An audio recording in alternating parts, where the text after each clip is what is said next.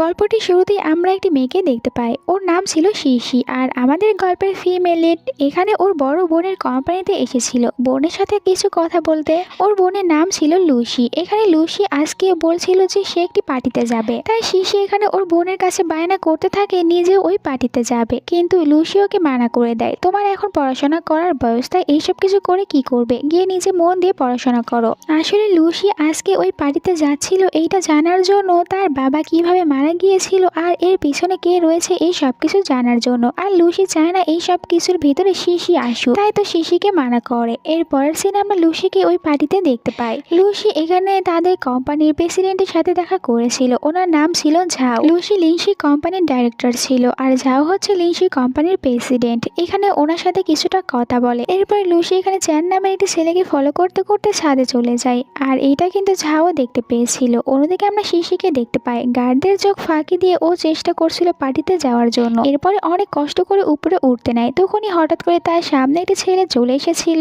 এই ছেলেটির নাম ছিল জিও। জিওকে দেখার পর শিশি বলে যেন তাকে সাহায্য করে। জিও তাকে সাহায্য করেছিল, কিন্তু উপরে উঠতে গিয়ে তারা দুজনেই নিচে একসাথে পড়ে যায়। লুসি কোনো রকমে ওকে থ্যাংক ইউ বলে ওখান থেকে পার্টির ভিতরে যাওয়ার জন্য দৌড় লাগায়। আর এইখানে কিন্তু সে তার নিজের আইডি কার্ডটি ফেলে রেখেছিল, যেইটা জিও দেখতে পায়, নিজের কাছে রেখে দিয়েছিল। পরে আমরা পার্টির ভিতরে দেখতে পাই শিশিকে লুকিয়ে লুকিয়ে যাচ্ছিল, তখন একটি ছেলের সাথে ধাক্কা লেগে যায়। এই ছেলেটির নাম ছিল ইয়ান। ইয়ান শিশির এক্স বয়ফ্রেন্ড ছিল। বলতে থাকে শিশিকে, তুমি তো দেখছি এখনো আমার পিছু ছাড়োনি, আমাকে ফলো করতে করতে পার্টিতেও চলে এসেছো। ব্রেকআপ তো আমাদের অনেক বছর আগেই হয়ে গিয়েছে। দুজনে কথা বলছিল, তখনই একটু পরে একটি মেয়ে চলে আসে, আর এই মেয়েটি এখানে কথা বলতে থাকে শিশির সাথে। শিশিকে বলছিল, তুমি তো অনেকটা বেশি খারাপ একটি মেয়ে, এত বছর হয়ে গিয়েছে ব্রেকআপ হয়েছে, এখনো এক্স বয়ফ্রেন্ডের পিছনে ঘুরঘুর করছো, আর তোমাকে এই পার্টিতে আসার অনুমতি কে দিয়েছে? এখানে তো শিশি তাকে ইগনোর করে যেতে নিচ্ছিল, কিন্তু মেয়েটি তাকে একদমই যেতে দেয় না, তার কাছ থেকে এখানে ইনভিটেশন কার্ড চাইতে থাকে। আর শিশি না দিতে পেরে গার্ডদেরকে ডেকেছিল যে এই মেয়েটি এখানে বিনা ইনভিটেশন কার্ডে চলে এসেছে।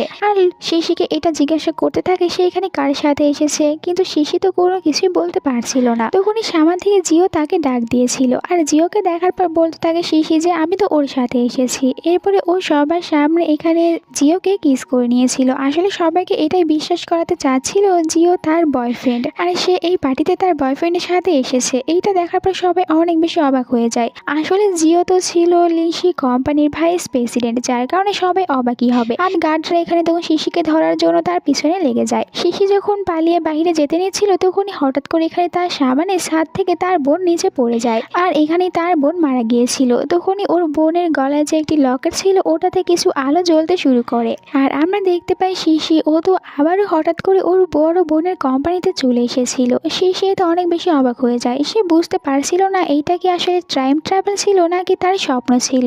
আর আবারও নতুন করে ওর সাথে সে আগের সব ঘটনাগুলো ঘটতে থাকে, যেভাবে ওর বড় বোনের কোম্পানিতে এসেছিল। দেখতে পায় যে ওর বড় বোনও এখানে ওকে সেই সব কথাগুলোই বলছে যেগুলো প্রথমবারই ওকে বলেছিল। শিশি এখানে ওর বোনকে বলছিল তোমাকে ওই পার্টিতে যেতে হবে না। লুসি বলে তুমি আবারও এইসব কিছু বলার জন্য এসেছো, আমি ওই পার্টিতে যাব। তো শিশি বলে তুমি তাহলে আমাকে ওখানে নিয়ে যাও, আর আমি জানি তুমি ওখানে কেন যাচ্ছ, তুমি ওখানে এটাই জানতে চাচ্ছ যে আমাদের বাবা কেন মারা গিয়েছিল। লুসি বলতে থাকে যে হ্যাঁ এইটাই, কিন্তু আমি চাই না তুমি এইসব কিছুর ভেতরে আসো, এখন তোমার পড়াশোনার করার বয়স, তাই এইসব কিছু নিয়ে চিন্তা করো না। এখানে শিশি অনেকবার বলতে থাকে লুসিকে যে তুমি ওই পার্টিতে যাবে না, আমি স্বপ্নে দেখেছি যে তুমি ওখানে ছাদ থেকে পড়ে মারা যাবে, এই কারণে বলছি তুমি ওখানে যেও না। কিন্তু লুসি ওর কোনো কথাগুলোই শোনে না, এখান থেকে চলে গিয়েছিল।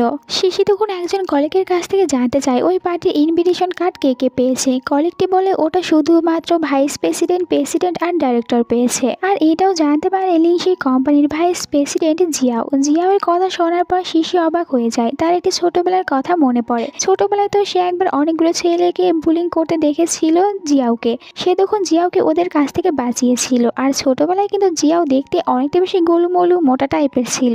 এরপরে আবারও জিয়াওয়ের কাছে এসেছিল, জিয়াওকে এখানে ওর নিজের পরিচয় দেয়। এরপরে জিয়াওয়ের হাত ধরে ও এবার নিজেই পার্টির ভিতরে চলে গিয়েছিল।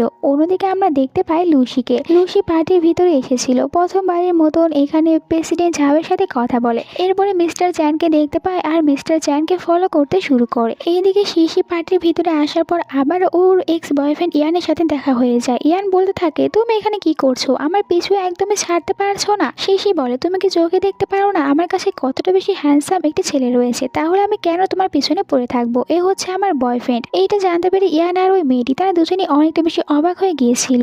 শিশি ওদের সামনে অনেকটা বেশি ভাব নিয়েছিল। এরপরে বাইরে আসার পর জিয়াওকে বলে থ্যাংক ইউ আমাকে সাহায্য করার জন্য। এরপরে জিয়াও এখানে ওকে একটি কার্ড দিয়েছিল। শিশি ওটা নেওয়ার পর তাড়াতাড়ি করে এখান থেকে চলে যায়, কিন্তু আবারও এখানে ভুল করে নিজের আইডি কার্ডটি ফেলে রেখেছিল, যেইটা আবার জিয়াও দেখতে পায়। এরপরেই তো শিশি চলে এসেছিল লুসির কাছে। লুসি ছাদে যেতে নিচ্ছিল, কিন্তু শিশি এখানে বারবার লুসিকে ছাদে যেতে মানা করতে থাকে। লুসি বলে তুমি আমাকে যাই বলো না কেন আমি তোমার কোনো কথাই শুনবো না, আমাকে ছাদে যেতে হবে। আর শিশিও এখানে ওর বোনকে কিছুতে ছাদে যেতে দেবে না, যার কারণে দুজনের ভিতরে এইটা নিয়ে অনেকটা বেশি কথা কাটাকাটি হচ্ছিল। আবারও লুসির গলায় থাকা লকেটটি পড়ে গিয়েছিল, যেটা কিনা এখন একদম পুরো সাদা ছিল। আর এরপরে তারা দুজনে বুঝতে পারে যে ছাদ থেকে কিছু একটা নিচে পড়ে গিয়েছে। আর দুজনে যখন দেখতে থাকে তো দেখতে পায় বাইরে চ্যান পড়েছিল, চ্যান ছাদ থেকে পড়ে যাওয়ার কারণে মারা গিয়েছে। এইটা দেখে দুজনেই তো অনেকটা বেশি ভয় পেয়ে গিয়েছিল আর বলতে থাকে লুসি যে আমি এবার তোমার কথাগুলো বিশ্বাস করে নিয়েছি। তখন এরা বুঝতে পারে কেউ এদিকেই আছে, তাই লুকিয়ে পড়েছিল। আমরা দেখতে পাই প্রেসিডেন্ট ঝাউকে, ওনার হাতে কিছু ফাইল ছিল আর ছাদ থেকে বের হয়ে চলে যাচ্ছিল। শিশি আর লুসি চাচ্ছিল এখান থেকে পালিয়ে যেতে। ওরা যখন পালিয়ে যাচ্ছিল তখন তো সিসিটিভি ক্যামেরাতে ঠিকই ধরা পড়ে যায়। এরপরে দুজনে বাড়িতে আসার পর নিউজ দেখতে থাকে চ্যান যে মারা গিয়েছিল ওটারই। তখনই লুসির হাজবেন্ড চলে আসে, লুসিকে বলছিল তুমি অনেকটা বেশি কাজ করো, এখন একটু রেস্ট নাও, তোমাকে কিছুদিন এইসব কিছু নিয়ে ভাবতে হবে না। লুসি ওর হাজবেন্ডকে বলেছিল ঠিক আছে। এরপর এখানে তারা দুই বোনে কথা বলতে থাকে। শিশি বলছিল লুসিকে তোমার লকেটটি ওই রকম ভাবে হঠাৎ করে সাদা কেন হয়ে গিয়েছিল? আমার কাছে তো সেম লকেট রয়েছে, কিন্তু আমারটার কালার তো একদমই চেঞ্জ হয়নি, যেইটা আমাদের দুজনকে আমাদের বাবা গিফট করেছিল। লুসি বলে আমি জানতে চাই যে আমার বাবা কি কারণে মারা গিয়েছিল আর কারা আমার বাবাকে মারার পেছনে ছিল, এই সব কিছু জানতে হবে। আর শিশিকে বলে তুমি এখনো অনেক ছোট, তাই তুমি এইসব কিছু নিয়ে চিন্তা ভাবনা করবে না। এখন আমাদেরকে 15 বছর আগের একটি সিন দেখানো হয়, যে দিনটা ছিল শিশি আর লুসি ওদের বাবার বার্থডের দিন। তো ওরা দুই বোনে একটি কেক নিয়ে লুকিয়ে পড়েছিল বাবাকে সারপ্রাইজ দেওয়ার জন্য, অপেক্ষা করতে থাকে ওদের বাবার আসার জন্য। কিন্তু তখনই ওদের বাবার কাছে কিছু লোকজনেরা চলে এসেছিল, বলছিল যে এখানে একটি ফাইলে সাইন করে দিতে। শিশির বাবা তো এটা একদমই করতে চাচ্ছিল না। ওনারা বলতে থাকে যে তুমি যদি তোমার দুই মেয়ের ভালো চাও তাহলে আমাদের কথা মতন কাজ করো। বাবা বলতে থাকে আমি যদি তোমাদের কথা মতন এখানে সাইন করে দিই তাহলে আমার মেয়েদের কোনো ক্ষতি করবে না, প্রমিস করো। ওরা বলেছিল যে হ্যাঁ তুমি আমাদের কথা মতন কাজ করলে কিছুই হবে না। এই বইতে দেখা যায় তিনি ওখানে সাইন করে দিয়েছিল।